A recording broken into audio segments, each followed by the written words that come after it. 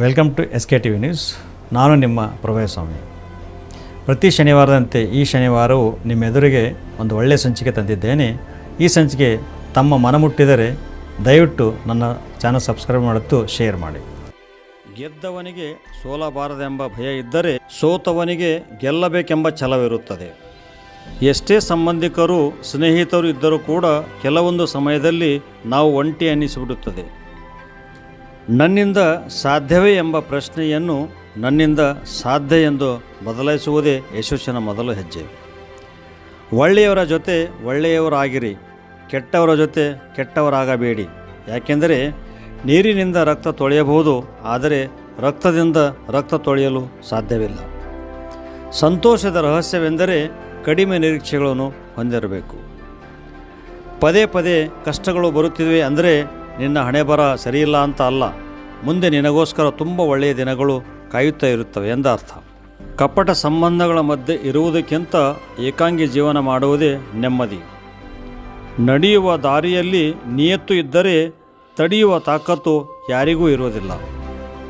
ಎಷ್ಟು ತಾಳ್ಮೆಯಿಂದ ಇರುತ್ತೀರೋ ಅಷ್ಟು ಅಗ್ರಸ್ಥಾನ, ಎಷ್ಟು ದೂರ ಇರುತ್ತೀರೋ ಅಷ್ಟು ಗೌರವ, ಎಷ್ಟು ಕಡಿಮೆ ಪ್ರೀತಿ ಮಾಡುತ್ತೀರೋ ಅಷ್ಟು ಮನಃಶಾಂತಿ, ಎಷ್ಟು ಕಡಿಮೆ ಆಸೆ ಪಡುತ್ತೀರೋ ಅಷ್ಟು ಪ್ರಶಾಂತತೆ, ಎಷ್ಟು ಕಡಿಮೆ ಮಾತನಾಡುತ್ತೀರೋ ಅಷ್ಟು ಬೆಲೆ. ಇದುವೇ ಜೀವನದ ರಹಸ್ಯಗಳು. ತನುವಿನ ತೂಕ ಹೆಚ್ಚಾದರೆ ವ್ಯಾಯಾಮ ಮಾಡಿ, ಮನದ ತೂಕ ಹೆಚ್ಚಾದರೆ ಧ್ಯಾನ ಮಾಡಿ, ಧನದ ತೂಕ ಹೆಚ್ಚಾದರೆ ದಾನ ಮಾಡಿ. ಎಷ್ಟು ಓದಿದ್ದೇವೆ, ಯಾವ ಪದವಿ ಪಡೆದಿದ್ದೇವೆ ಎಂಬುದು ಮುಖ್ಯವಲ್ಲ. ನಿಜವಾದ ಶಿಕ್ಷಣ ಅಂದರೆ ಬೇರೆಯವರೊಂದಿಗಿನ ನಮ್ಮ ಮಾತು, ನಮ್ಮ ಸಂಸ್ಕಾರ ಮತ್ತು ನಮ್ಮ ನಡವಳಿಕೆ. ಇವೇ ನಮ್ಮ ವ್ಯಕ್ತಿತ್ವವನ್ನು ನಿರ್ಧರಿಸುತ್ತವೆ. ತಾವು ಹೇಳಿದ್ದೇ ಸರಿ ಎಂದು ವಾದ ಮಾಡುವವರ ಹತ್ತಿರ ನೀವು ವಾದ ಮಾಡಬೇಡಿ. ಅವರು ನಿಮ್ಮ ಅಭಿಪ್ರಾಯವನ್ನು ಒಪ್ಪುವುದಿಲ್ಲ, ಅವರು ನಿಲುವನ್ನು ಬದಲಿಸಲು ಸಾಧ್ಯವಿಲ್ಲ. ಇಂಥವರ ಜೊತೆ ಮಾತಾಡಿದರೆ ಸಮಯ ಮತ್ತು ಸಂಬಂಧ ಹಾಳಾಗುತ್ತದೆ. ಗಂಡನ ಗೆಲುವಿಗೆ ಮತ್ತು ಸೋಲಿಗೆ ಅರ್ಧ ಕಾರಣ ಹೆಂಡತಿ ಎನ್ನುವುದು ಎಷ್ಟು ಸತ್ಯವೋ, ಹೆಂಡತಿಯ ಸಂತೋಷಕ್ಕೆ ಮತ್ತು ದುಃಖಕ್ಕೆ ಗಂಡನೇ ಅರ್ಧ ಕಾರಣ ಎನ್ನುವುದು ಅಷ್ಟೇ ಸತ್ಯ. ಸಾರಿ ಎಂಬ ಶಬ್ದ ತಪ್ಪು ಮಾಡಿದಾಗ ಬಳಸಬಹುದೇ ಹೊರತು ವಿಶ್ವಾಸದ್ರೋಹ ಮಾಡಿದ ಸಂದರ್ಭದಲ್ಲಿಲ್ಲ. ಇವತ್ತು ಶರೀರದಲ್ಲಿ ಉಸಿರು ಇದೆ, ಆದರೆ ಒಬ್ಬರ ಮುಖ ಒಬ್ಬರು ನೋಡಲು ಸಮಯವಿಲ್ಲ. ಆದರೆ ಶರೀರದಿಂದ ಉಸಿರು ಹೋದ ನಂತರ ಉಸಿರಿರದ ಶರೀರಕ್ಕೆ ಹೊದಿಸಲಾದ ಬಟ್ಟೆಯನ್ನು ಸರಿಸಿ ಮುಖ ನೋಡಲು ಮುಗಿಬೀಳುವ ಜನರೇ ಅಧಿಕ. ನೆನಪಿಡಿ, ಉಸಿರು ಹೋದ ನಂತರ ಮುಖ ನೋಡುವುದಕ್ಕಿಂತ ಮಣ್ಣು ಸೇರುವ ಮೊದಲು ಮುಖ ನೋಡಿ ನಗುವುದಾಗಿದೆ ಉತ್ತಮ.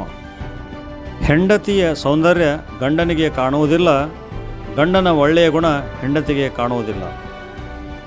ನಗು ದೇವಭಾಷೆ, ಅಳು ಪಿಶಾಚಿ ಭಾಷೆ. ಅಹಂಕಾರ ಅವಿವೇಕಿಗಳ ಆಸ್ತಿ.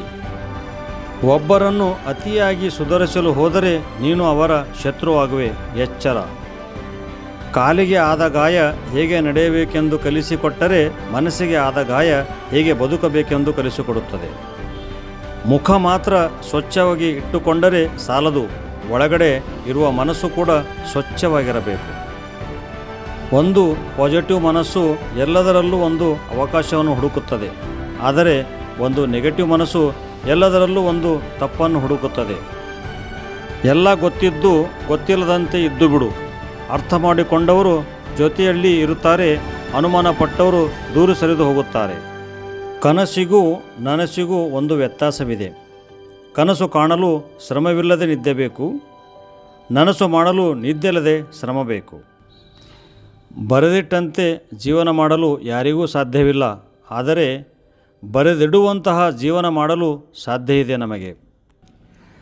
ನಮ್ಮನ್ನು ಇಷ್ಟಪಡುವವರು ಇಲ್ಲವೆನಿಸಿದಾಗ ನಮ್ಮನ್ನು ನಾವೇ ಇಷ್ಟಪಡುವುದು ಜಾಣತನ. ಬದುಕು ನಿರಂತರ ಪ್ರಯಾಣ. ಸರಿಯಾಗಿ ದಾರಿ ಹಿಡಿದವನು ಮಾತ್ರ ಗುರಿ ತಲುಪಲು ಸಾಧ್ಯ. ಸಾವನ್ನು ಪಡೆಯಲು 1000 ದಾರಿಗಳಿವೆ, ಆದರೆ ಬದುಕನ್ನು ಕಂಡುಕೊಳ್ಳಲು ಇರುವ ದಾರಿ ಒಂದೇ ಒಂದು, ಅದುವೇ ನಮ್ಮ ಆತ್ಮವಿಶ್ವಾಸ. ಅದು ಕಳೆದುಕೊಳ್ಳಬೇಡಿ. ಪ್ರತಿಯೊಂದು ನೋವು ಒಂದು ಪಾಠವನ್ನು ಕಲಿಸುತ್ತದೆ, ಪ್ರತಿಯೊಂದು ಪಾಠ ವ್ಯಕ್ತಿಯನ್ನು ಬದಲಿಸುತ್ತದೆ. ಧನ್ಯವಾದಗಳು. ಈ ಸಂಚಿಕೆ ತಮಗೆ ಇಷ್ಟವಾದಲ್ಲಿ ನನ್ನ ಚಾನಲ್ ಸಬ್ಸ್ಕ್ರೈಬ್ ಮತ್ತು ಶೇರ್ ಮಾಡಿ. ನಮಸ್ಕಾರಗಳು.